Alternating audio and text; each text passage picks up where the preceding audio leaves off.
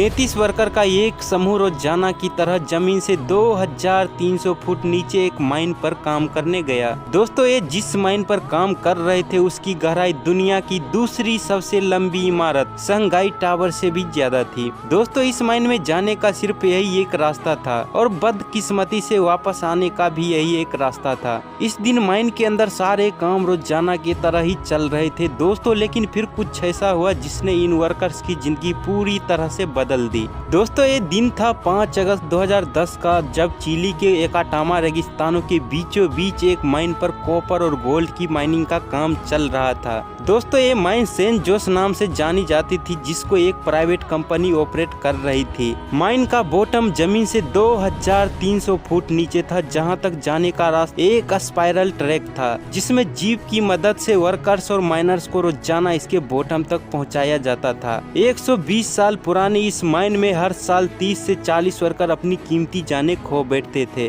और 5 अगस्त 2010 वाले दिन भी 33 वर्कर मौजूद थे। जमीन के अंदर जिस जगह पर ये माइनर्स काम कर रहे थे वहाँ माइन में क्रैक की वजह से एक हादसा हुआ और एक बहुत बड़ा पत्थर माइन पर आ गिरा। इस पत्थर ने माइन पर आने वाले रास्ते को पूरी तरह से ब्लॉक कर दिया था, जिसको हटाना किसी भी सूरत में संभव नहीं था। इस हादसे की वजह से मजदूर को तो नुकसान नहीं हुआ, लेकिन अब वो लोग एक ऐसी पोजीशन में खड़े थे कि जमीन से 2300 फुट नीचे ना ही वो वापस जा सकते थे, ना ही उनके पास इतना खाने का सामान था, ना ही उनका जमीन से कांटेक्ट बाकी बचा था और चारों तरफ से फंस जाने की वजह से ना ही वहाँ इतना ऑक्सीजन बचा था। दोस्तों ये वर्कर्स एक तरह से इस माइन के अंदर जिंदा दफन हो गया, बिल्कुल किसी कब्र की तरह। लेकिन सोचने वाली बात है, पूरे 69 डेज के बाद उनको जिंदा निकाला गया, पर आखिर ये संभव कैसे हुआ? अपने साथ सिर्फ एक वक्त का खाना ले जाने वाला पूरे 69 डेज तक जिंदा कैसे रहे? कैसे इतने लिमिटेड ऑक्सीजन में उन्होंने गुजारा किया? जिस माइन को खोदने में पूरे 120 साल लगे थे, उसके नीचे फंसे मजदूरों को निकालने के लिए इंजीनियरिंग टीम को किन किन चैलेंजेस का सामना करना पड़ा, ये सब आप जान सकेंगे आज की इस खास वीडियो में।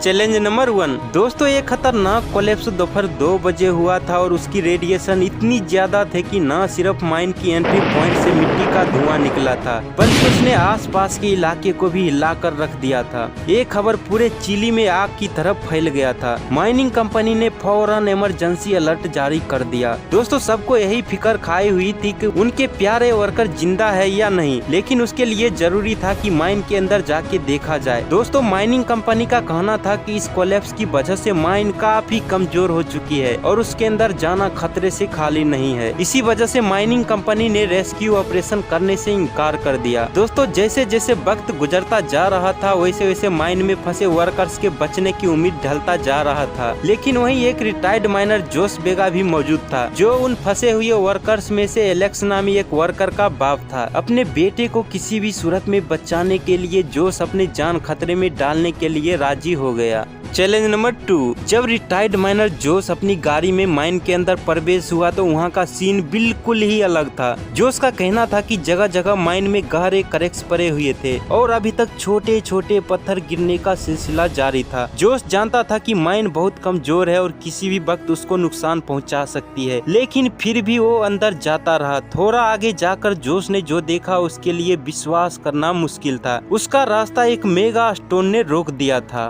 दोस्तों ये वही पत्थर था जिसने माइन को कोलैप्स किया था और ये कोई आम पत्थर नहीं बल्कि ये डायोराइट का बहुत बड़ा पहाड़ था। दोस्तों डायोराइट एक ऐसा स्टोन है जो ग्रेनाइट से भी 2 गुना ज्यादा हार्ड होता है। एक अंदाजे के मुताबिक ये पत्थर 7 लाख टन जितना वजनी था, यानी इसका मास दुनिया की सबसे ऊंची बिल्डिंग बुर्ज खलीफा के मास से भी ज्यादा था। अब ये तो तय था कि किसी भी सूरत में ना ही इस पत्थर को काटा जा सकता है और ना ही इसको हटाया जा सकता है, लेकिन क्योंकि जोस ने कई साल इसी माइन में काम किया था, इसी वजह से उसको मालूम था कि इस माइन में वेंटिलेशन टनल भी मौजूद है जो सीधा माइन के बॉटम तक जाता है। लिहाजा जोस ने सर्च पार्ट इकट्ठे की और वेंटिलेशन शाफ्ट से माइन के अंदर जाने की तैयारियां शुरू कर दी। अब भी वो लोग तैयारी कर ही रहे थे कि अचानक एक जोरदार धमाका हुआ और दोस्तों ये था सेकंड कोलैप्स और इस कोलैप्स ने वेंटिलेशन टनल को भी कोलैप्स कर दिया था। चैलेंज नंबर 3, दोस्तों वेंटिलेशन शाफ्ट कोलैप्स होने के बाद जोश अपने बेटे को बचाने की आखिरी उम्मीद भी खो दी।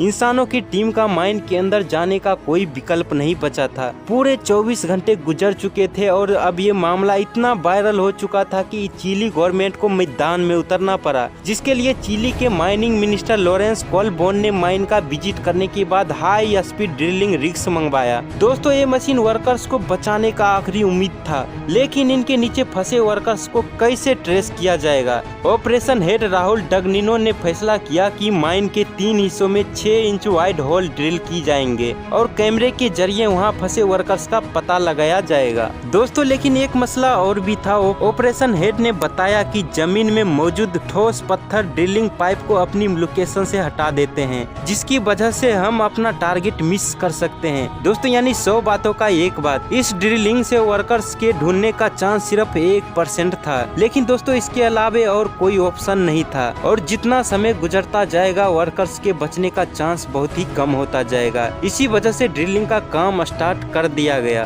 Challenge number 4। दोस्तों अब टोटल 7 दिन गुजर चुके थे और ड्रिलिंग का काम अभी तक चल रहा था। एक्सपर्ट को माइन के अंदर 3 जगह पर वर्कर्स का फंसे रहने का शक था। पहली जगह 1000 फीट नीचे थी, जहां पर किसी किस्म की कोई भी मूवमेंट नहीं दिखाई दी। दूसरी जगह 1660 फीट नीचे थी, लेकिन वहां पर भी सिर्फ अंधेरे के अलावा कुछ नहीं था। माइनिंग लोकेशन पर मौजूद लोगों की इंतजार बढ़ती चली जा रही थी और आहिस्ता आहिस्ता वर्कर्स के बचने का चांस भी कम होता जा रहा था। ड्रिलिंग का काम बगैर किसी ब्रेक का चल रहा था और अब बारी थी तीसरे और लास्ट लोकेशन पर ड्रिल करने की। ये जगह जमीन से 2300 फुट नीचे थी, जहां पर एक छोटा रूम मौजूद था जिसको रेफ्यूज भी कहा जाता था। किसी भी इमरजेंसी हालात में वर्कर रेफ्यूज में इकट्ठे हो जाते हैं, जहां पर 3 दिन का खाना मौजूद होता है। लेकिन दोस्तों यहाँ पर एक और परेशानी ने जन्म लिया और वो परेशानी ये था कि रेफ्यूज तक ड्रिलिंग पाइप को ले जाने में कम से कम 1 हफ्ते का वक्त लग सकता था। यानी पहले ही 1 हफ्ता गुजर चुका था और अब फिर 1 हफ्ता लगने जा रहा था। दोस्तों अगर वर्कर रेफ्यूज तक पहुंच भी गए होंगे तब भी उनके पास सिर्फ 3 दिन का खाना मौजूद होगा। दोस्तों चूंकि लेकिन अब कोई और चारा नहीं था, इसी वजह से ड्रिलिंग का काम एक बार पुनः स्टार्ट कर दिया गया। Challenge number 5। दोस्तों अब एक्सपर्ट को रेफ्यूज तक ड्रिलिंग पाइप को पहुंचाने के लिए एक खास एंगल पर ड्रिलिंग पाइप को अंदर भेजना था, ताकि वो 2300 फुट के बाद सीधा रेफ्यूज को हिट करे। दोस्तों बहुत सोच समझ के एक खास एंगल निकाला गया और ड्रिलिंग का काम स्टार्ट हो गया। दोस्तों लगातार 7 दिन के ड्रिलिंग के बाद पाइप 2300 फुट नीचे तो पहुंच गया, लेकिन वहां पर भी सिर्फ अंधेरा ही अंधेरा था। मालूम पड़ा कि पाइप का निशाना रेफ्यूज से सिर्फ 100 फीट दूर जा लगा था। दोस्तों अब टोटल 14 दिन गुजर चुके थे और वर्कर्स के जिंदा रहने का चांस न होने के बराबर ही बचा था। सभी को यही गम सताने लगा कि अब इसमें फंसे वर्कर्स कभी नहीं निकलेंगे। दोस्तों ऑपरेशन हेड ने रेस्क्यू मिशन खत्म करने का आदेश भी दे दिया था, लेकिन फिर चिली के माइनिंग मिनिस्टर लॉरेंस कोलबोन ने अपनी खास कैलकुलेशन से एक आखिरी बार ड्रिल करने की रिक्वेस्ट की। दोस्तों अब आखिरी बार ड्रिलिंग का काम स्टार्ट हो गया। कम से कम 3 दिन के बाद पाइप एक बार फिर से 2300 फुट नीचे पहुंच गया। अभी पाइप को निकालकर कैमरा भेजना था, लेकिन अचानक माइनिंग मिनिस्टर को पाइप में से एक अजीब आवाज सुनाई दी। दोस्तों पहले तो लगा कि ये पाइप पर पत्थरों के गिरने का आवाज है, लेकिन फिर स्टेथोस्कोप लगाकर चेक किया गया तो ये ऐसी आवाज थी जैसे कोई इंसान पाइप पर हथौड़े मार रहा हो। फौरन पाइप को बाहर निकालने का प्रोसेस शुरू हो गया। 6 घंटे के बाद जब पाइप वापस आया तो उस पर एक ऐसी चीज लगी थी जिसको देखकर यकीन करना संभव नहीं था। जी हाँ, पाइप पर रेड कलर का पेंट हुआ था। उस पर एक कागज का टुकड़ा भी चिपका हुआ था, जिस पर लिखा हुआ था कि हम लोग रेफ्यूज में फंसे हुए हैं और हम सारे वर्कर अभी तक जिंदा है। दोस्तों ये जानने के बाद वहाँ मौजूद लोग खुशी से रो पड़े, लेकिन जब 6 इंच के होल से कैमरा अंदर भेजा गया तो उसमें क्या मंजर देखा गया। सिर्फ 3 दिनों के खाने के साथ ये लोग 17 दिनों तक कैसे जिंदा रहे,